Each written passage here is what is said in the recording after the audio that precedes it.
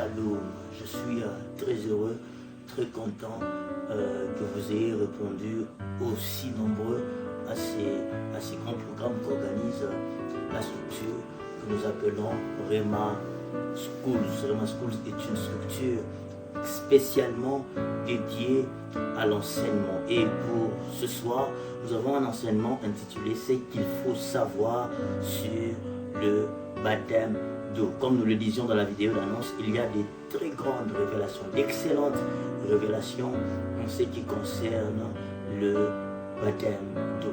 Et avant de commencer l'enseignement, permettez-moi de rendre grâce à Dieu par une courte prière, et puis nous allons nous plonger dans la compréhension de ce que nous voulons apprendre ce soir. Seigneur, merci pour ta grâce. Seigneur, ta parole est la vie. Nous voulons l'écouter afin qu'elle nous impacte, qu'elle nous instruise, mais surtout qu'elle le forme. Père, nous ne sommes pas venus écouter un homme, bien plus, nous sommes venus t'écouter. On déclare qu'ils seront enseignés de Dieu. Et puisque nous avons reçu l'Esprit qui connaît les profondeurs de Dieu, qui les maîtrise, nous sommes rassurés qu'à travers un homme, nous pouvons être enseignés de Dieu. Au nom puissant de Jésus. Amen. Alors, bien-aimés dans le Seigneur, bonsoir, bonjour, ça dépend de l'heure à laquelle vous nous suivez.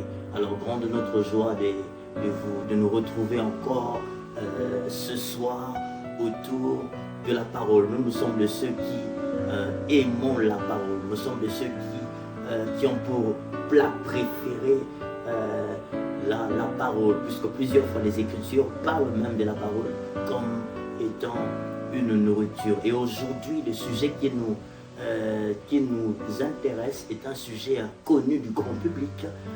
Il s'agit tout simplement du baptême. Et notre thème est intitulé « Ce qu'il faut savoir sur le baptême d'eau ». Le thème que nous avons annoncé plusieurs fois à travers la structure Rema School, qui est une nouvelle structure, une structure même basée sur l'enseignement biblique. Permettez-moi de gagner en temps et de vous donner ces quelques révélations que le Seigneur a mis dans mon cœur au sujet du baptême. Même si je tiens à vous prévenir que ce qu'il faudrait réellement savoir, je vous prie de suivre la vidéo jusqu'à la fin, parce que ce qu'il faudrait réellement savoir fera partie de notre conclusion. Voici ce par quoi j'aimerais commencer pour enseigner ce message. C'est que le baptême n'est pas qu'une pratique.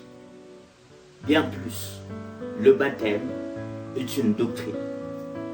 Le baptême n'est pas qu'une pratique, mais bien plus, le baptême est une doctrine. Généralement, s'il faudrait s'entretenir avec un chrétien au sujet du baptême, le chrétien n'a que la pensée du baptême que comme une pratique. Tout ce que savent les chrétiens, c'est que généralement, l'on devrait mettre quelqu'un dans l'eau et dire au nom de Jésus et puis le sortir dans l'eau, et c'est ce qu'il appelle baptême. Mais quand nous étudions les Écritures pensent, les Écritures nous suggèrent que le baptême n'est bien plus qu'une pratique. Le baptême est une doctrine. Hébreux chapitre 6, verset 1. Hébreux chapitre 6, verset 1. Hébreux chapitre 6, verset 1. C'est pourquoi, laissant les éléments de la parole de Christ, tendant à ce qui est parfait, sans poser de nouveau les fondements du renoncement aux œuvres mortes. Continue, verset 2. De la foi en Dieu, de la doctrine de baptême, de l'imposition de main, de la résurrection de mort et du jugement éternel. De la doctrine des baptêmes. Si vous avez entendu, le texte parle du baptême non pas seulement comme d'une pratique, mais le texte parle du baptême comme une doctrine. Et quand vous lisez Romains chapitre 6, le verset 17, le texte de Romains chapitre 6, le verset 17 nous renseigne sur une expression fabuleuse. L'apôtre Paul est en train de déclarer « Vous qui avez désormais obéi à la règle de la doctrine ». L'apôtre Paul n'est pas en train de dire que vous avez obéi à la doctrine, non. Il dit que vous avez obéi à la règle de la doctrine. Pour qu'il y ait doctrine, il faudrait qu'il y ait des méthodes d'application. pour qu'il y ait doctrine, il faudrait qu'il y ait un système d'application. Pour qu'il y ait doctrine, il faudrait qu'il y ait un modèle d'application. Parce que je pense que vous serez d'accord avec moi que Dieu tient un peu plus au modèle qu'à l'acte. Dieu tient un peu plus à la manière qu'à l'action. C'est pourquoi quand il emmène Moïse à la montagne, il lui dit que tu feras les tabernacles. Ou alors, Bezalel fera les tabernacles selon le modèle que je vous ai montré. Dans la vie chrétienne, il y a même des bonnes choses. Mais Dieu insiste généralement que nous puissions les faire de la bonne manière. C'est comme ça que dans Ésaïe, le prophète est en train d'exhorter le peuple à apprendre à faire les biens. Parce qu'apparemment, on peut mal faire le bien. Matthieu chapitre 6, verset 1 à 9. C'est Jésus qui parle. Et Jésus est en train de parler de deux pratiques religieuses dans cette portion des Écritures. La première pratique religieuse dont Jésus est en train de parler, c'est l'aumône. Et la deuxième pratique religieuse dont Jésus est en train de parler, c'est la prière. Mais qu'il me soit permis de vous dire une chose, c'est que le christianisme n'est pas une religion. Mais le christianisme comporte en lui des actes religieux. Est-ce que je peux le répéter? Le christianisme n'est pas une religion, mais en lui se retrouve, en lui est regroupé, en lui il y a des actes religieux. C'est comme le jus. Le jus, ce n'est pas de l'eau, mais dans le jus il y a de l'eau. Dire que le jus c'est de l'eau, c'est réduire le jus. Mais dire que dans le jus il n'y a pas de l'eau, c'est mentir. Dire que le christianisme est une religion n'est pas correct. Mais dire que dans le christianisme, il n'y a pas des actes religieux, c'est faux. Jacques chapitre 1, verset 27, l'apôtre Jacques est en train de parler de ce qu'il appelle la religion pure, sans tache devant Dieu. Jacques considère qu'il y a une religion pure et sans tache devant Dieu. Et j'aimerais vous le dire, c'est que la prière, bien évidemment, constitue un acte de relation avec Dieu, de communion avec Dieu. Mais il y a aussi une dimension où la prière peut être considérée comme un acte religieux. Éphésiens chapitre 6, le verset 18, l'apôtre Paul est en train de dire « En tout temps, faites toutes sortes de prières ». Ici, l'apôtre Paul est en train de parler de la prière comme d'une pratique, comme d'un acte que l'on peut poser. Mais remarquez, pendant que Jésus est en train de parler de la prière, pendant que Jésus est en train de parler de l'aumône, Jésus insiste un peu plus sur la manière dont on doit le faire que sur le fait qu'on doit le faire. Est-ce que je peux le répéter? Jésus insiste un peu plus sur la manière dont on doit le faire que sur le fait que l'on doit le faire. C'est comme ça que plusieurs fois Jésus dit qu'en priant, ne priez pas comme les païens. Jésus considère que même les païens prient, mais les chrétiens ne devraient pas prier comme les païens. Il dit, en priant, ne priez pas comme les hypocrites. Parce que ce n'est pas l'acte qui marque l'authenticité, mais c'est le modèle qui prouve l'authenticité. Ce n'est pas parce que vous faites quelque chose que ça prouve que vous êtes quelqu'un d'authentique. C'est parce que vous le faites de la manière dont il faudrait le faire qui prouve que vous êtes authentique. Et regardez, après que Jésus leur dise que ne faites pas comme ceci, ne faites pas comme cela, il va leur dire au verset 10, voici comment vous devez prier. Parce que pour Dieu, la manière de faire compte toujours beaucoup plus que le fait. Et l'expression règle de la doctrine veut aussi dire enseignement fondamental.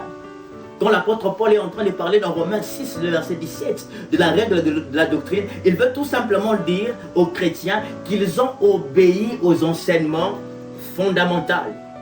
Parce que le modèle de Dieu constitue son fondement.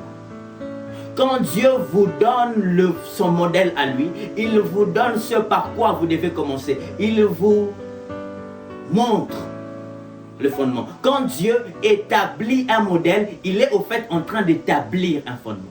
C'est la raison pour laquelle Bezalel ne devait pas seulement faire l'arche selon le modèle, Bezalel pouvait aussi faire l'arche artistement. Aujourd'hui, on dirait artistiquement. Le mot artistement est un archaïsme. C'est une manière de prononcer un peu plus ancienne, mais qui se retrouve un peu dans la Bible. On retrouve ça aussi dans Jacques, quand Jacques dit que la prière du juste a une grande efficace. Ce n'est pas une erreur, c'est un archaïsme. À l'époque, le mot efficacité n'existait pas. À la place d'efficacité, on disait efficace. Et donc, Jacques est en train de parler, que dis-je, le modèle de Dieu, comme je le disais, constitue son fondement. Et bien aimé dans le Seigneur, lorsque les bases sont fauchées, lorsque les fondements sont fauchés, en temps réel, cela devrait rendre le juste inactif. Lorsque les bases sont fauchées, le juste ne sait plus quoi faire. C'est comme ça que les psaumes sont en train de déclarer que lorsque les fondements sont renversés, que ferait le juste? Parce que tous les débuts de l'action du juste, ce sont les fondements. Et c'est la raison même pour laquelle, avant que Élie ne puisse invoquer les feux là, à la montagne, il a d'abord restauré l'autel de l'Éternel. Et Hébreux chapitre 6, le verset 1 que nous avons lu, est une suite logique d'un raisonnement que l'apôtre ou même que l'auteur aux Hébreux a commencé depuis Hébreux chapitre 5, le verset 11, où il est en train de leur dire qu'à ce stade, je devais vous dire plusieurs choses. Je devais vous révéler plusieurs choses.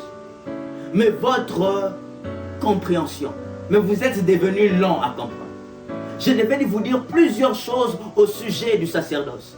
Je devais vous dire plusieurs choses au sujet du sacrifice de Jésus, mais seulement votre compréhension est devenue lente.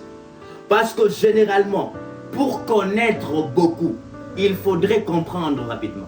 Tout celui qui comprend lentement va se freiner la capacité ou même la possibilité de connaître beaucoup. Ça, c'est la première leçon que nous avons à travers Hébreux chapitre 5, le verset 11. Celui qui comprend rapidement peut connaître beaucoup. Mais deuxièmement, c'est que votre compréhension des choses de l'esprit prouve votre maturité spirituelle. Votre compréhension des choses de l'esprit prouve votre maturité spirituelle. Ici, l'apôtre Paul n'est pas en train de parler d'une information, d'une connaissance des informations, d'une connaissance informative, d'une connaissance informationnelle, non. Mais ici, l'apôtre Paul, ou même l'auteur aux Hébreux, est en train de parler de la compréhension des informations. Il ne dit pas qu'il faudrait juste avoir beaucoup d'informations, non. Il faudrait comprendre ce que vous avez reçu en termes d'informations. Et ça peut prouver votre maturité spirituelle. Et dans 1 Corinthiens chapitre 2, l'apôtre Paul est en train de comparer l'homme animal à l'homme spirituel. Il dit premièrement que l'homme animal ne peut ni recevoir les choses de l'esprit, ni les comprendre. Ça veut dire qu'il ne peut pas accueillir les choses de l'esprit, mais deuxièmement, il ne peut pas comprendre les choses de l'esprit. Mais l'homme spirituel, au contraire, juge de tout et il n'est lui-même jugé par personne. En d'autres termes, le contraire entre l'homme spirituel et l'homme animal, c'est la capacité non seulement de recevoir les choses de l'esprit, que les choses de l'esprit puissent pénétrer en lui, puissent entrer en lui, mais deuxièmement, c'est la capacité à comprendre les choses de l'esprit. Parce que apparemment, pour que l'homme devienne selon que Dieu l'a réellement créé, pour que l'homme atteigne réellement la dimension à laquelle Dieu l'a créé, il faudrait que sa capacité à discerner grandisse davantage. C'est comme ça que l'auteur aux Hébreux est en train de dire que Dieu veut que nous puissions grandir jusqu'à ce que nous serons des hommes faits par le discernement. C'est par le discernement, la capacité à comprendre les choses de l'esprit que généralement est jugée notre maturité spirituelle. Et regardez, l'on dit de l'homme spirituel qu'il juge tout, qu'il a la capacité de tout peser, qu'il a la capacité de tout discerner, et voici la conséquence, c'est qu'il n'est lui-même jugé par personne. Sa capacité à tout juger le rend irréprochable. Et qu'on se le dise un peu 2 minutes, c'est que de plus en plus que vous remarquez que vous êtes généralement reproché, qu'on vous reproche beaucoup de choses, il est possible que cela soit un détecteur de votre maturité spirituelle. Parce que de plus en plus que vous grandissez spirituellement, de moins en moins il y a des choses à vous reprocher. Et bien aimé dans le Seigneur, c'est pourquoi moi je ne suis pas pour ceux qui veulent résumer la compréhension des choses de l'esprit au quotient intellectuel, au niveau intellectuel des gens. Parce que l'une des raisons pour lesquelles existe l'évangile, c'est que l'évangile existe pour contredire la sagesse humaine. L'une des raisons pour lesquelles l'évangile nous a été donné, c'est pour démontrer que l'intelligence humaine est une intelligence limitée. Et l'évangile ne peut se comprendre que par une intelligence renouvelée, par une intelligence qui est devenue nouvelle, par une intelligence qui a changé. Et ce que Dieu veut transformer en nous, c'est notre intelligence, notre capacité à comprendre les choses, notre manière de comprendre les choses, notre manière de percevoir les choses, notre manière de juger les choses, notre manière d'apprécier les choses. De sorte à ce que ça sera toujours les mêmes informations que vous avez toujours entendues, les mêmes révélations que vous avez toujours entendues, mais votre manière de les comprendre va changer. Pourquoi? Parce que votre intelligence a changé. Et troisièmement, et c'est par là que je suis en train de venir peu à peu au baptême, c'est que le texte de Hébreux chapitre 5, le verset 11, nous montre que l'enseignement a des degrés. Et chaque degré a un délai. Est-ce que je peux le répéter? Ce texte nous montre que l'enseignement a des degrés. Et chaque degré a un délai. Et l'auteur aux Hébreux est en train de dire que les gens à qui il a écrit ces choses ont déjà dépassé le délai de la dimension dans laquelle ils sont. Parce que chaque dimension dans laquelle nous sommes, aussi bonne qu'elle peut l'être, a un délai. C'est comme ça qu'un jour Dieu va venir vers Israël et va leur dire que vous avez longtemps demeuré sur la montagne. Vous avez plus passé de temps que prévu. Et il leur dit ceci: vous qui devriez être des maîtres, vous en êtes encore au premier rudiment de la parole de Dieu, de la parole de Christ. Au fait, quand on dit premier rudiment, quand on parle des rudiments, on parle de l'enseignement élémentaire, des choses élémentaires. Mais il dit aussi ceci, que même dans les choses élémentaires, il y a des degrés. D'abord, dans les choses élémentaires, vous êtes encore au premier degré des choses élémentaires. C'est comme quelqu'un qui doit étudier et qui doit arriver à l'université. Il va commencer par la maternelle. Ça, c'est le degré élémentaire. Et même dans la maternelle, il y a la première, il y a la deuxième, il y a la troisième maternelle. Et c'est comme si les chrétiens, les Hébreux à qui l'auteur aux Hébreux est en train d'envoyer sa lettre, ils sont encore en première maternelle. Il veut leur dire tout simplement que non, vous avez dépassé le temps. C'est comme si Dieu veut nous enseigner que nous n'avons pas tout le temps pour grandir. Il y a un temps imparti pour grandir. Il parle des éléments élémentaires. Et regardez ce qu'il est en train de dire. Dans Hébreux chapitre 6, le verset 1, il dit: laissons les éléments de la parole de Christ. D'autres textes disent que laissons les choses élémentaires qui concernent Christ. Parce que l'évangile, ce n'est pas seulement parler de Christ. L'évangile, c'est aussi parler des choses qui concernent Christ. Et parmi les choses qui concernent Christ, qui concerne la personne de Jésus, il y a des baptêmes. Parmi les choses qui concernent la personne de Jésus, il y a les baptêmes. Et remarquez, le lecteur nous l'a fait voir que quand vous lisez ce texte, le terme baptême n'est pas écrit au singulier. On ne dit pas la doctrine du baptême. On dit la doctrine des baptêmes. Le mot baptême est écrit au pluriel. On dirait qu'il existait plusieurs baptêmes. Mais quand nous lisons l'apôtre Paul, il semble nous donner une autre position. Éphésiens chapitre 4, verset 5. Éphésiens chapitre 4, du verset 5. Il y a un seul Seigneur, une seule foi, un seul baptême. L'apôtre Paul est en train de dire qu'il y a un seul Seigneur. Et là nous sommes d'accord. Le seul Seigneur, c'est Jésus. Il y a une seule foi. Et là nous sommes d'accord. Paul, Pierre est en train de dire dans 2 Pierre chapitre 1, vous qui avez reçu la même foi la foi du même prix que nous. Pierre est en train de dire que la même foi qu'il a eue, c'est la même foi que nous avons. Pierre n'avait pas une foi différente que la nôtre. C'est ce que Pierre est en train d'enseigner. Et nous avons une même foi, mais qui n'a pas le même niveau de croissance. Parce que la foi peut passer par des phases de croissance. C'est comme ça que l'apôtre Paul est en train d'exhorter aux Thessaloniciens. Je souhaite que vous fassiez de plus en plus de progrès dans la foi. Mais ensuite, il dit que nous avons un seul baptême. Mais l'auteur aux Hébreux quand il parle du baptême, il parle du baptême comme étant au pluriel. C'est comme si l'auteur aux Hébreux était en train de dire qu'il y a beaucoup de baptêmes, mais que Paul était en train de dire qu'il n'y a qu'un seul baptême. Mais la vérité, c'est que Paul a raison. Et même l'auteur aux Hébreux a aussi raison. Il n'y a pas beaucoup de baptêmes. Il n'y a qu'un seul baptême, mais sous plusieurs formes. Il n'y a qu'un seul baptême, mais avec plusieurs espèces. C'est comme la mangue, ceux qui viennent de Kin le savent. Il n'y a qu'un seul fruit qu'on appelle le manguier, ou mangue, ou même un seul arbre qu'on appelle manguier, mais il y a plusieurs espèces. Il y a les mangues à séné, mangues à pétrole, et j'en passe. Et c'est la même chose avec le baptême. Il n'y a qu'un seul baptême, mais qui a plusieurs formes. Et quand la Bible parle des baptêmes, 3 baptêmes sont cités de façon principale. Il y a le baptême d'eau. C'est une forme de baptême.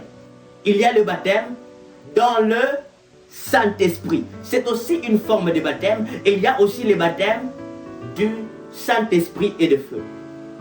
Au fait, quand on dit baptême du Saint-Esprit et de feu, on ne veut pas dire qu'on va vous baptiser en même temps de Saint-Esprit et on va vous baptiser en même temps de feu. Non.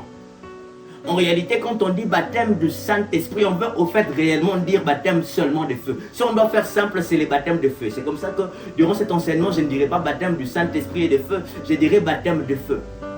Parce que dans le grec, le terme, la conjonction de coordination E n'a pas la même valeur qu'en français. En grec, la conjonction de coordination E peut être remplacée par c'est-à-dire.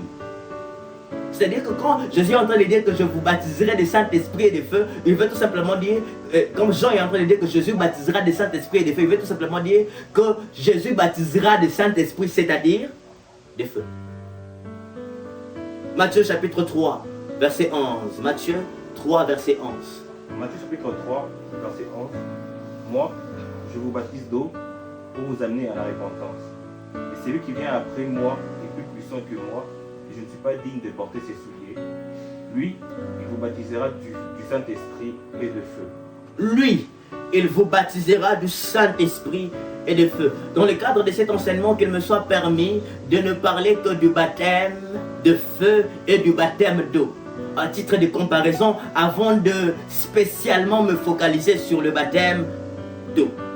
Jean est en train de faire une énorme comparaison entre lui et Jésus. Entre son ministère et le ministère de Jésus. Il dit ceci, que lui, il est venu pour baptiser d'eau, mais celui qui viendra après lui, il parle de Jésus, baptisera du Saint-Esprit et de feu.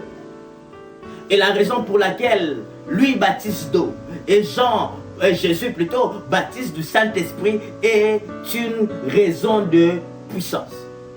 Il dit que si Jésus baptise des feux, c'est parce que Jésus est beaucoup plus puissant que lui.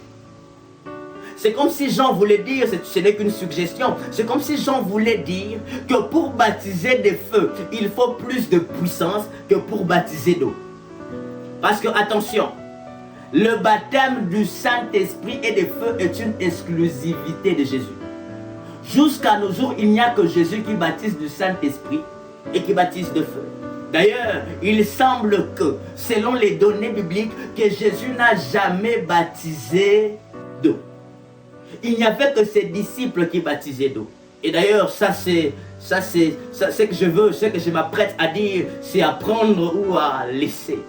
Quand Jésus parle du baptême, il dit que vous baptiserez au nom du Père, du Fils et du Saint-Esprit.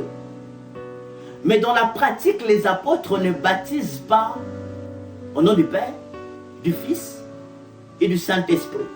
La première raison, ils ne baptisent qu'au nom de Jésus.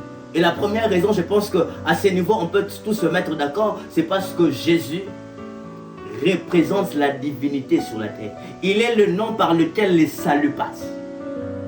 Il n'y a un seul nom par lequel les hommes peuvent être sauvés. Il n'y a qu'un seul nom qui a été donné aux hommes. Le nom de Jésus est un don à l'humanité pour représenter la divinité.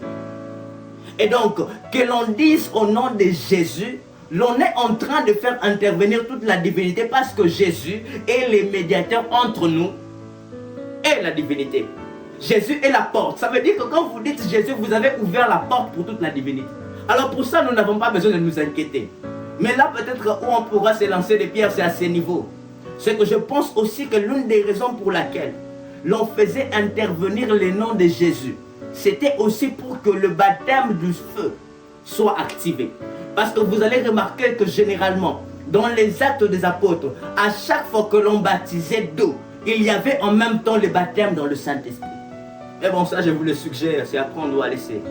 Et Jean est en train de faire une comparaison entre sa mission et celle de Jésus. Il considère que Jésus baptise de feu parce qu'il a plus de puissance que lui. Mais l'une des grandes différences aussi, c'est au niveau de but. Si le baptême de Jean a pour but, parce que le baptême d'eau est aussi appelé le baptême de Jean, le baptême d'eau est aussi appelé le baptême de la repentance. Tout à l'heure, je vous donnerai un autre nom auquel on appelle le baptême d'eau. Si le baptême de Jean a pour but la repentance, le baptême de Jésus a pour but le feu. Et ça, c'est une parenthèse, je l'ouvre rapidement avant que nous n'allions à ce que nous devons savoir ce soir. C'est que j'aime beaucoup l'échange d'humilité qu'il y a entre Jésus et Jean. Quand Jésus parle des gens, il dit ceci, que de tous ceux qui sont nés des femmes, il n'y a pas plus grand que Jean-Baptiste. Mais je vous rappelle que même Jésus est né d'une femme. Il paraît que Jésus est même en train de dire que Jean est plus grand que lui. Du moins, quand on devrait considérer Jésus sur des aspects charnels. Parce que, attention, Jésus jusqu'à nos jours peut être considéré dans sa dimension humaine, mais aussi dans sa dimension divine. C'est le Jésus qui est intermédiaire, qui est le médiateur entre nous et le Père. Ce n'est pas le Jésus-Christ Dieu, non. La Bible précise que c'est Jésus-Christ homme. Mais j'aime une précision que l'apôtre Paul est en train de donner dans Romains chapitre 1. Il parle de Jésus, fils de David, selon la chair, mais il parle aussi de Jésus qui a été révélé par la résurrection comme fils de Dieu. Donc nous devons comprendre Jésus dans ces deux réalités-là. D'ailleurs, même quand il était sur terre, il vivait ces deux réalités-là. Quand il parle à Nicodème, il lui dit ceci, personne n'a jamais vu Dieu, sauf les fils de l'homme qui est où? Dans le ciel. Il paraît que même quand il était sur la terre, il était aussi au ciel. Et donc dans sa dimension humaine, Jésus considère que de tous ceux qui sont nés des femmes, Jean est le plus grand. Et quand vous lisez le livre de Luc, on nous donne la raison pour laquelle Jean est le plus grand. La Bible déclare que cet enfant sera baptisé du Saint-Esprit depuis les ventres de sa mère et il sera grand. Au fait, la raison pour laquelle Jean a été beaucoup plus grand que les autres, c'est parce que Jean était un bébé spécial. Contrairement à Jésus qui doit être revêtu, sur lequel l'Esprit descend, alors qu'il a déjà 30 ans. Et d'ailleurs, je vous rappelle que pour que l'Esprit descende sur Jésus, c'est Jean encore qui l'a baptisé. Mais Jean, depuis qu'il est bébé, il est déjà baptisé du Saint-Esprit. Mais encore, en dehors du fait que Jean est baptisé du Saint-Esprit, Jean a déjà les manteaux. Il a les manteaux d'Élie. Et ces choses font que Jean est un bébé spécial. Aucun homme sur la terre n'est venu comme ça. Même Jésus, ça ne lui est arrivé qu'à l'âge de 30 ans. Et pour cette raison, Jésus est en train de dire que Jean est beaucoup plus grand.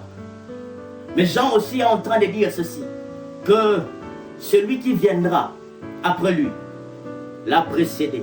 Mais aussi, il dit que lui, il ne peut pas baptiser. Il n'est pas digne plutôt de délier la courroie de ses chaussures. Parce que Jésus était beaucoup plus puissant que lui. Parce que je vous rappelle que même pour que Jean soit baptisé du Saint-Esprit, il paraît que c'est même Jésus qui l'a baptisé. Parce que c'est à la rencontre entre Élisabeth et Marie que Jean a été baptisé du Saint-Esprit. Et Jean doit tout honneur au Seigneur de gloire. Et voici maintenant ce que nous devons savoir sur le baptême d'eau. 2 choses. Je vais les annoncer avant de les prouver. La première chose, c'est que le baptême d'eau est un élément constitutif pour la nouvelle naissance. Il n'y a pas de nouvelle naissance possible, du moins dans un sens normal, sans baptême. Et il paraît même que parmi les premiers éléments de la nouvelle naissance, il y a les baptêmes d'eau. Je n'ai pas donné ces textes, mais Jean chapitre 3, verset 3, et puis verset 5. On va sauter le verset 4. Jean chapitre 3, le verset 3, Jésus lui répondit, en vérité, je te le dis, si un homme est né de nouveau, il ne peut voir le royaume de Dieu. Verset 5, Jésus répondit, en vérité, je te le dis, si un homme est né d'eau et d'esprit, il ne peut entrer dans le royaume de Dieu. Voilà. Au verset 3, Jésus est en train de dire que si un homme n'est né de nouveau, il ne peut voir le royaume de Dieu. Et là tu me diras, homme de Dieu, où est la preuve? Où est la preuve du baptême d'eau dans ce texte? Le baptême d'eau n'est pas cité. Où est la preuve que le baptême d'eau est un élément constitutif ou même contributif? Quand je dis contributif, ça veut dire que c'est un élément qui contribue à la nouvelle naissance. Mais le verset 5 nous le prouve. Il explique au fait comment se démarre, comment commence même la nouvelle naissance. C'est par la naissance d'eau c'est par le fait que nous soyons baptisés d'eau et d'esprit. Au verset 3, il dit ceci: je vous le dis en vérité, que personne ne peut voir le royaume des cieux si il ne naît de nouveau. En d'autres termes, Jésus est en train d'expliquer ceci, que le royaume de Dieu ne peut être perspectible. Vous ne pouvez pas voir les réalités du royaume si vous n'êtes pas né de nouveau. Vous ne pouvez pas voir les choses spirituelles si vous n'êtes pas né de nouveau. Mais deuxièmement, au verset 5, il est en train de dire que le royaume de cieux, vous ne pouvez pas accéder au royaume de cieux si vous n'êtes pas né de nouveau. Il dit, personne ne peut entrer. C'est comme si Jésus est en train de dire que personne ne peut faire exception. Quand vous ne naissez pas de nouveau, vous ne pouvez ni voir, c'est-à-dire qu'il ne peut pas être perspectible le royaume des cieux, mais aussi vous ne pouvez pas y accéder. Et le moyen par lequel on naît de nouveau, c'est par le baptême d'eau et d'esprit. Ça, c'est ma première déclaration. Mais ma deuxième déclaration, je pense que c'est la déclaration la plus importante de ce message, c'est que le baptême d'eau est une opération spirituelle qui contribue à notre salut. Le baptême d'eau est une opération spirituelle qui contribue à notre salut. J'aimerais répéter une troisième fois. Le baptême d'eau est une opération spirituelle qui contribue à notre salut. Une quatrième fois. Le baptême d'eau est une opération spirituelle qui contribue à notre salut. Et si on va faire un peu d'exégèse, 1 Pierre chapitre 3, le verset 21. 1 Pierre chapitre 3, le verset 21. Cette eau était une figure du baptême, qui n'est pas la purification des souillures du corps, mais l'engagement d'une bonne conscience envers Dieu. Répétez à partir de qui n'est pas. Cette eau était une figure du baptême. Arrêtez-vous là. Cette eau était une figure du baptême. Continuez. Qui n'est pas la purification des souillures du corps. Arrêtez-vous là, arrêtez-vous là. Cette eau était une figure du baptême. Ici, l'apôtre Pierre est en train de parler du déluge, de l'eau même du déluge. Il est en train de considérer que l'eau du déluge était un événement annonciateur du baptême.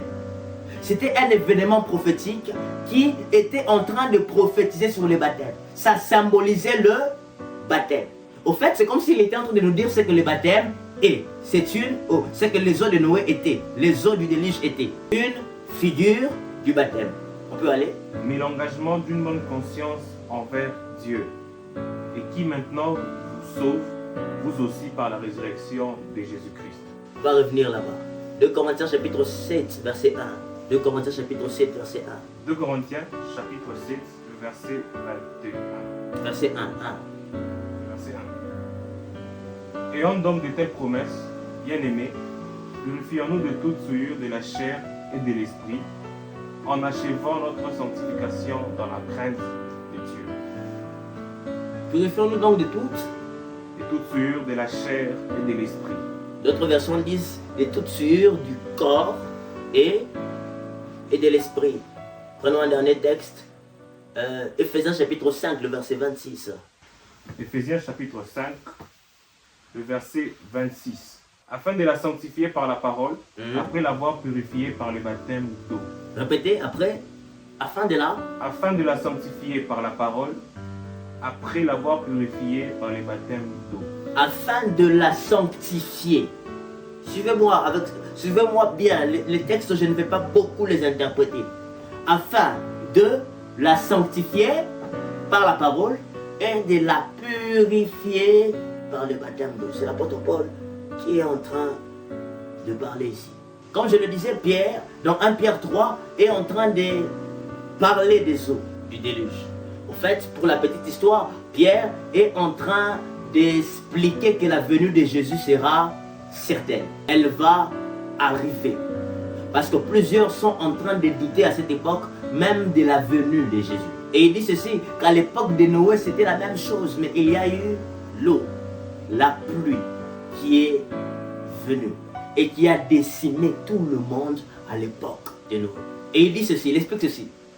De la même manière que le monde a été créé par l'eau, parce que Pierre est en train d'expliquer que le monde a été créé par l'eau. Même l'eau, je pense que l'eau que nous sommes en train de voir au commencement était un élément matériel par lequel Dieu est passé pour la création de la terre, parce qu'il dit que la terre a été formée par l'eau. Mais il explique aussi que de la même manière que la terre a été formée par l'eau, le seul moyen par lequel la terre peut être détruite, c'est aussi par l'eau. Et il parle d'un autre principe. Il dit que si le monde a été créé par la parole de Dieu, autant le monde peut aussi être détruit par la parole de Dieu.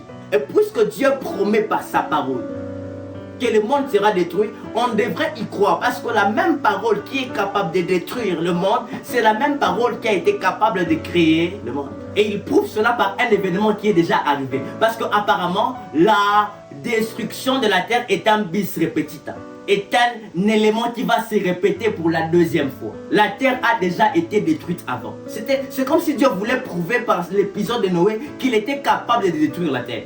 Et l'apôtre Pierre est en train de se baser sur cet élément-là pour prouver que la terre sera réellement détruite et qu'il y aura un nouveau ciel, ou même de nouveaux cieux et une nouvelle terre. Et il explique que l'eau de Noé était une prophétie sur le bateau. Et il dit ceci, très important. Il dit que cette eau n'est pas... Relisez-moi encore ça, s'il vous plaît. Je veux vraiment qu'on lise ça bien. 1 Pierre chapitre 3, verset 21. Verset 21. Cette eau était une figure du baptême, qui n'est pas la purification... Le qui remplace le baptême, qui n'est pas la purification des souillures du corps. Commençons par là. Il dit que le baptême n'est pas la purification des souillures du corps. C'est-à-dire que quand vous vous faites baptiser, vous n'êtes pas en train de vous purifier de tous les mal de votre corps, de toute la saleté que le mal a fait à votre corps. Vous n'êtes pas en train de vous sanctifier dans votre corps. Vous n'êtes pas en train de vous purifier dans votre corps. Parce que la purification, c'est tout simplement le fait d'épurer, de rendre pur, de rendre saint. Saint, A-I-N, de rendre propre. Le baptême n'est pas là pour vous laver, pour vous rendre propre au niveau de votre corps. Parce que généralement, quand la Bible parle du péché, elle parle du péché comme fonctionnant dans les corps. C'est comme ça que l'apôtre Paul est en train de parler que nous devons faire de nos membres qui étaient alors, jadis, des instruments du péché, des instruments de l'injustice, nous devons faire d'eux des instruments de justice. Parce que généralement, la vie pratique, nous la menons au niveau de notre corps. Et il dit que le baptême ne peut pas vous purifier au niveau de votre corps. Mais seulement, quand nous lisons l'apôtre Paul, dans 2 Corinthiens chapitre 7, le verset 1 que nous avons lu, l'apôtre Paul est en train de distinguer deux types de souillures. Il distingue la souillure du corps, ou même de la chair, selon la version que nous avons lue, et il distingue la souillure de l'esprit. Et dans le texte que nous avons lu, Pierre est en train de préciser que le baptême ne purifie pas des souillures de l'esprit. Donc, si le baptême ne purifie pas des souillures de l'esprit, attention, il est possible que le baptême purifie des souillures de l'esprit. Si le baptême ne peut pas purifier des souillures du corps, il est possible que le baptême purifie des souillures de l'esprit. J'espère qu'on est ensemble à ce niveau. Et regardez ce que l'apôtre Paul, c'est toujours Paul qui est en train de parler. Paul a des révélations extraordinaires à ce sujet. Il dit dans Ephésiens chapitre 5, le verset 26 que nous avons lu, il déclare ceci, il dit ceci, que nous avons été sanctifiés par la parole et purifiés par le baptême. Donc Paul ici est en train d'établir que le baptême purifierait. Que le baptême a une vertu par laquelle elle peut purifier. Que le baptême a une vertu purificatrice. C'est ce que je voulais dire. Que le baptême a la capacité de purifier. Et si Pierre a déjà déclaré que le baptême ne peut pas purifier d'eau, alors nous pouvons suggérer, il ne peut pas purifier le corps, alors nous pouvons suggérer que le baptême peut purifier l'esprit. Avançons. 1 Pierre 3, 21. 1 Pierre 3, 21. Cette eau était une figure du baptême, qui n'est pas la purification des souillures du corps. Du corps, oui. Mais l'engagement d'une bonne conscience envers Dieu. Mettez-vous là. Mais l'engagement. C'est comme si Pierre était en train de nous expliquer ce que le baptême n'est pas et ce que le baptême est. Il nous dit non, attention, le baptême ne serait pas la purification des souillures de votre corps. Mais le baptême, c'est l'engagement d'une bonne conscience. Généralement, quand nous abordons ce texte, c'est le texte qui a fondé la doctrine selon laquelle le baptême ne serait qu'un symbole de notre foi. Ce texte n'est pas en train de dire, mais c'est le symbole de notre foi. C'est un symbole de notre conscience. Non, c'est l'engagement d'une bonne conscience. Au fait, Paul ou Pierre est en train de dire que quand vous vous faites baptiser, vous êtes en train de vous engager. Quand vous vous faites baptiser, vous êtes en train d'adhérer à quelque chose. C'est l'engagement d'une bonne conscience. Et la chose à travers laquelle vous vous engagez, c'est votre conscience. Il me soit permis de vous le dire, excusez-moi, ne les prenez pas pour de la prétention. Par la grâce de Dieu, j'ai lu ce texte dans près de 15 versions. Et plusieurs de ces versions traduisent bonne conscience par conscience pure. C'est l'engagement d'une conscience pure. Parce que rappelez-vous, à l'époque des Jean, quand les gens venaient se faire baptiser, ils s'engageaient à vivre dignement selon les voies de Dieu. À vivre de façon digne devant Dieu. C'est la raison pour laquelle quand les pharisiens sont venus, il leur a dit, race des vipères, qui vous a appris à fuir la colère de Dieu. Et c'est comme ça que plus tard, Jean va faire même des recommandations à plusieurs. Il dit par exemple que non, aux publicains, remettez les dettes des gens. J'extrapole un peu. Aux prostituées, remettez les maris des gens. Jean est en train de considérer que quand vous décidez de vous faire baptiser, vous êtes en train de vous engager à vivre de la bonne manière, à vivre de la manière correcte, à vivre de manière à satisfaire la justice de Dieu. Au fait, Jean est en train de considérer que par les baptêmes fait partie aussi des choses par lesquelles nous renonçons à nous-mêmes. Et Jésus considère que tout celui qui veut marcher avec lui sans renoncer à lui-même n'est pas digne de lui. Et ce texte considère les baptêmes non pas comme un témoignage, parce que certains parlent du baptême comme d'un témoignage de notre foi. Non, ce texte parle du baptême comme de tout un engagement. Quand vous vous faites baptiser, vous vous engagez dans le royaume des cieux. Vous vous engagez à vivre comme un fils du royaume. Vous vous engagez à faire mourir vos membres, à faire mourir votre personne, à faire mourir votre vous, afin de laisser Christ vivre par vous. Colossiens chapitre 2, verset 12. Colossiens chapitre 2, verset 12. Ayant été ensevelis avec lui par les baptêmes, vous êtes aussi ressuscités en lui et avec lui, par la foi en la puissance de Dieu qu'il a ressuscité des morts. Ayant été ensevelis avec lui par quoi? Par le baptême. Continuez, vous avez été ressuscités avec lui et par lui.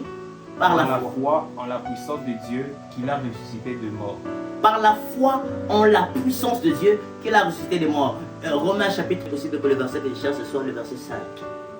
En effet, si nous sommes devenus une même plante avec lui par la conformité à sa mort, nous le serons aussi par la conformité à sa résurrection. Verset 6. Sachant que notre vieil homme... C'est bon. Le texte, j'étais en train de parler du fait que le baptême était l'engagement par lequel nous voulons vivre une vie qui plaît à Dieu. Et mes frères, la symbolique du baptême généralement, tel que nous le disons généralement, que par les baptêmes nous mourons avec Christ et que nous ressuscitons avec Christ. Au fait, généralement, quand la Bible parle du baptême, elle ne parle pas du baptême comme le fait que nous soyons morts et ressuscités avec Christ. Non. Quand la Bible parle du baptême, elle parle du fait que nous soyons morts par Christ.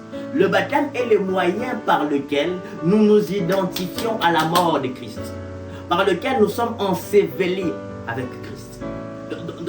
Dans le livre de Romains, c'est les textes que j'ai cherchés qu'on n'a pas pu avoir. L'apôtre Paul est en train de parler du fait que nous avons été baptisés en sa mort. L'autre version parle du baptême de sa mort, le baptême de la mort. C'est-à-dire que l'une des autres appellations du baptême d'eau, c'est le baptême en la mort de Jésus. C'est-à-dire que quand nous vous faisons baptiser dans l'eau, nous sommes en train de nous identifier à la mort de Jésus. Et l'apôtre Paul l'a si bien dit dans Colossiens chapitre 2, le verset 12, que nous avons été ensevelis par le baptême, mais que nous sommes ressuscités avec lui et par lui par la foi. En d'autres termes, ce texte est en train de montrer que le moyen par lequel nous nous connectons à la mort de Jésus, c'est le baptême, mais le moyen par lequel nous nous connectons à la résurrection de Jésus, en d'autres termes, tout celui qui se fait baptiser s'engage à se connecter à la vie de Jésus, mais s'il n'a pas de foi en Jésus, il ne peut pas vivre la vie de Jésus, parce que la résurrection n'est possible que par la foi. C'est par le baptême que nous mourons, mais c'est par la foi que s'opère la nouvelle naissance. Et regardez, il paraît que sans la résurrection, même l'œuvre de la croix est nulle. La Bible déclare que si Christ n'était pas ressuscité, notre foi et notre prédication seront vaines, nous serions encore dans nos péchés. Or, Christ est mort pour nos péchés. C'est-à-dire que si Jésus ne ressuscite pas, même la mort de Jésus tombe caduque. C'est-à-dire que ce qui donne réellement au baptême toute sa force, toute son efficacité, toute son utilité, c'est la foi. C'est la raison pour laquelle la Bible déclare que celui qui croira et qui sera baptisé sera sauvé. La Bible renseigne qu'il faudrait ces deux choses. Il faudrait croire. Il faudrait se faire baptiser pour être sauvé. Mais seulement, celui qui ne croira pas ne sera pas sauvé. C'est-à-dire que l'élément le plus déterminant, c'est votre... Mais regardez, poursuivons encore avec les textes je m'arrête beaucoup pour que nous comprenions. Poursuivons encore avec les textes de 1 Pierre, quand il dit que c'est l'engagement d'une bonne conscience qui fait quoi? Qui? Cette eau était une figure du baptême, et pas la purification des souillures du corps, mais l'engagement d'une bonne conscience envers Dieu. Qui? Et qui maintenant vous sauve. Laissez ça lentement là-bas. Qui maintenant? Et qui maintenant vous sauve. Et qui maintenant vous sauve. Regardez. L'on dit que cet engagement d'une bonne conscience n'est pas un engagement symbolique. Non. Mais cet engagement d'une bonne conscience est un engagement salvateur. Il dit qui maintenant vous sauve. Quand vous vous faites baptiser, vous vous engagez, mais ce n'est pas un engagement décoratif, non. C'est un engagement qui contribue même à votre salut. Et je finis par là, quelqu'un me dira, mes frères juniors, il est écrit que nous ne sommes pas sauvés par les œuvres, mais par la foi, afin que nul ne se glorifie. Et si vous m'avez bien suivi, la question ne devrait pas se poser. Parce que je n'ai pas dit que le baptême sauvait, mais j'ai dit qu'il contribuait au salut. Avant de revenir au baptême, j'ouvre une parenthèse. Et Pierre en parle. Il dit qu'à la foi rajoutée la connaissance. À la connaissance, la vertu. Et il dit ceci, quand vous allez rajouter toutes ces choses-là, cela fera que votre élection sera de plus en plus affermie.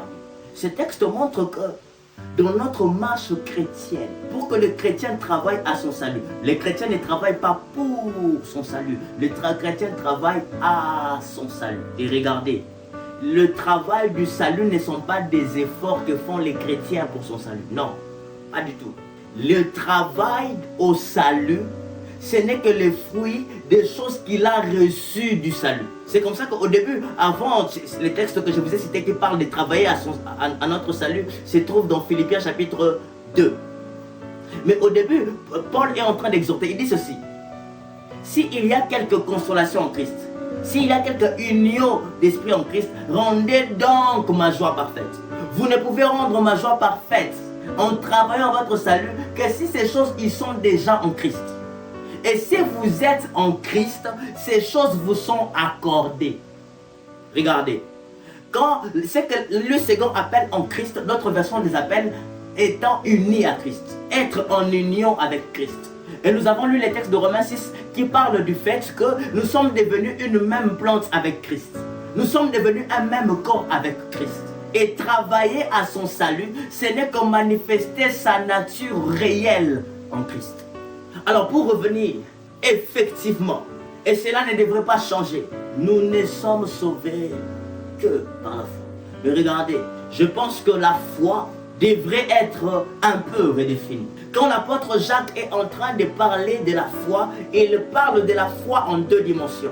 Il parle de la foi dans sa dimension morale, mais aussi il parle de la foi dans sa dimension pratique. Quand il parle de la foi dans la dimension morale, il l'appelle sa croyance. La foi dans sa dimension morale est une croyance. Des choses que nous croyons, des choses auxquelles nous croyons, des choses que nous avons acceptées. Mais aussi, il parle de la foi dans sa dimension pratique. Il parle comme ceci. Il parle des œuvres de la foi. Il parle aussi, il cite aussi une expression, il parle de la foi et ses œuvres. La foi avec ses œuvres. En d'autres termes, la foi a des œuvres. La foi a des choses qui lui appartiennent. La foi a des manifestations qui lui appartiennent. Il y a des choses quand vous les faites, c'est même la preuve que vous avez la foi parce que ces choses appartiennent à la foi. Ces choses ne peuvent être faites que si vous avez la foi. Et il paraît que quand vous avez la foi, vous pouvez tout faire parce que tout vous devient possible. Mais aussi, il y a une dimension pratique de la foi. Il y a une dimension où même la foi est une œuvre. Est-ce que vous savez que la foi est même une œuvre? En réalité, la foi est une œuvre. Ce n'est pas qu'une croyance. La foi est une œuvre. Jean chapitre 6, verset 28. Jean chapitre 6, verset 26. Jésus leur répondit, en vérité, je vous le dis, vous me cherchez, non parce que vous avez vu des miracles, mais parce que vous avez mangé des pains et que vous avez été rassasiés. 27, 28. Travaillez non pour la nourriture qui périt, mais pour celle qui subsiste pour la vie éternelle. Et que le Fils de l'homme vous donnera, car c'est lui que le Père, que Dieu a marqué de son sceau. Il lui dit, que devons-nous faire pour faire les œuvres de Dieu? C'est quel verset? 28. 28, oui. Répétez ça. Verset 28. Ah. Il leur dit, que devons-nous faire pour faire les œuvres de Dieu? Jésus leur répondit, l'œuvre de Dieu, c'est que vous croyez en celui qui l'a envoyé. Non, arrêtez-vous là. On pose cette question à Jésus. Que devons-nous faire pour faire les œuvres de Dieu? Parce que apparemment, généralement, pour faire une chose, on en fait d'autres au préalable. Quand vous voulez par exemple manger, vous vous lavez les mains. Quand vous vous lavez les mains, ce n'est pas laver les mains que vous voulez faire, non. C'est manger que vous voulez faire. Et vous vous lavez les mains en tant que préalable pour que vous puissiez manger. Et c'est la question même qu'on pose à Jésus. Que devons-nous faire? Quelle est la chose que nous devons faire? Quelle est la disposition que nous devons prendre pour en arriver à faire les œuvres de Dieu? Et Jésus dit, l'œuvre de Dieu, c'est que vous croyez en celui qui l'a envoyé. Là où on parle, là où les hommes parlent de plusieurs œuvres, Jésus est en train de parler d'une seule œuvre. Il dit, il n'y a qu'une seule œuvre à faire, c'est croire. Et c'est croire dans sa dimension pratique. Regardez, ce que Jacques est en train de dire, qu'une foi sans œuvre est une foi morte. Ça veut dire que ce qui atteste même la vie de la foi, l'existence même de la foi, l'activité même de la foi, ce sont les œuvres.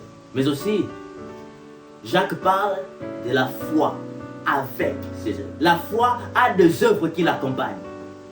Voici les miracles qui accompagneront. Il y a des œuvres qui accompagnent la foi. Quand quelqu'un dit qu'il a la foi, il y a tout un cortège de choses qui l'accompagnent. Et parmi les choses, ou même parmi les choses qui sont ce que je vais appeler les œuvres même de la foi, les œuvres qui viennent de la foi, il y a le baptême. Et donc le baptême n'est pas qu'une pratique seulement. Le baptême est une œuvre de la foi par laquelle nous nous engageons à marcher de la façon la plus digne, la plus correcte, selon la justice de Dieu, selon la volonté de Dieu.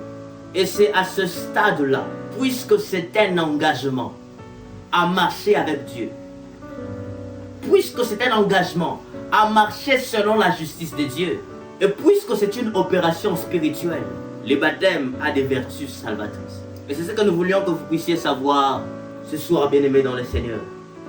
C'est que le baptême est beaucoup plus qu'un symbole. Le baptême est une œuvre de la foi. Que Dieu nous bénisse. Alors, bien-aimés dans le Seigneur, nous sommes heureux, contents du fait que vous nous ayez suivis et nous espérons que le Seigneur nous a touché des vies, a touché des personnes et qu'il a renouvelé des intelligences et qu'il a éclairé plusieurs personnes à travers ce contenu. Mais nous voulons, en chutant, nous faire connaître. Nous sommes Rema School. Rema School, ce n'est pas la personne qui se tient devant vous. Rema School est toute une structure avec plusieurs ouvriers qui œuvrent pour 3 buts. Le premier but, c'est de parler des grands sujets de la Bible. Nous considérons que le baptême est aussi un grand sujet de la Bible. Mais deuxièmement, nous voulons valoriser la révélation biblique. Il paraît, selon nos constats, que la révélation n'a pas la même valeur que lui accordent les Écritures. Plusieurs ne perçoivent pas la révélation comme les Écritures nous l'enseignent. Et notre prière, c'est qu'à travers cette structure, que le Seigneur passe par cette structure à travers le peu de choses qu'elle peut offrir, ou même beaucoup de choses selon sa grâce, qu'elle peut offrir pour que la révélation soit comprise telle qu'elle doit être comprise selon Dieu. Mais troisièmement aussi, nous avons pour troisième but de restaurer le service dans son sens biblique, restaurer le service selon son modèle biblique. Nous parlions tout à l'heure du modèle. Aujourd'hui, les jeunes serviteurs qui sont d'ailleurs notre cible, nous ne pouvons plus reprocher à plusieurs de ne pas servir Dieu. Nous ne pouvons pas reprocher à plusieurs de ne pas avoir l'amour, le zèle du service. Mais s'il y a une chose que nous pouvons reprocher à plusieurs d'entre nous, c'est la manière dont nous servons Dieu. Et par cette structure, Dieu veut que nous puissions militer de sorte à ce que le service soit fait selon Dieu. Et Rema School a trois compartiments. Le premier compartiment, c'est le compartiment des grands thèmes. Grand thème, c'est notre compartiment principal. C'est d'ailleurs là que nous parlons généralement des grands sujets bibliques et les programmes vont se tenir en présentiel. Les programmes des grands thèmes vont se tenir en présentiel.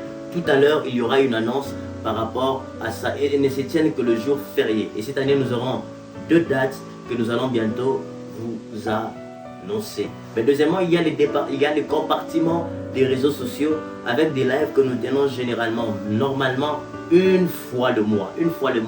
Mais ce mois, nous en tenons 2 en prévision de l'activité ou même de la conférence que nous allons organiser dans le cadre du compartiment des grands thèmes. Mais à part les lives, il y a aussi des podcasts dans lesquels nous abordons sur des sujets pratiques de la vie des jeunes, mais il y a aussi un troisième compartiment appelé école de service. C'est là d'ailleurs que nous atteignons notre troisième but, celui de restaurer le modèle du service.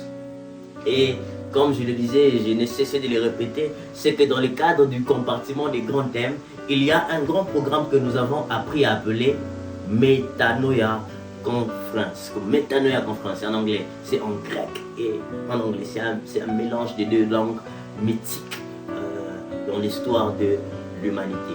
Alors, nous aurons une date spéciale, celle du 17 mai. 17 mai, nous aurons une conférence avec pour thème redéfinir le combat spirituel. Redéfinir le combat spirituel. 15h juste à 18h, 15h30 plutôt, à 18h30, les amples précisions sur le lieu, sur la manière dont ça va se passer vont bientôt circuler. Restez connectés et restez attachés à cette œuvre. Nous pensons qu'elle vous sera d'une grande bénédiction. Essayez de propager nos pages, de les booster pour permettre à un plus grand nombre d'accéder à ce que nous faisons. Sinon, que le Seigneur nous bénisse et à bientôt. Nous retournons aussi notre prochain live pour ce 30 avril avec pour thème les apparitions du Christ. Que le Seigneur nous bénisse.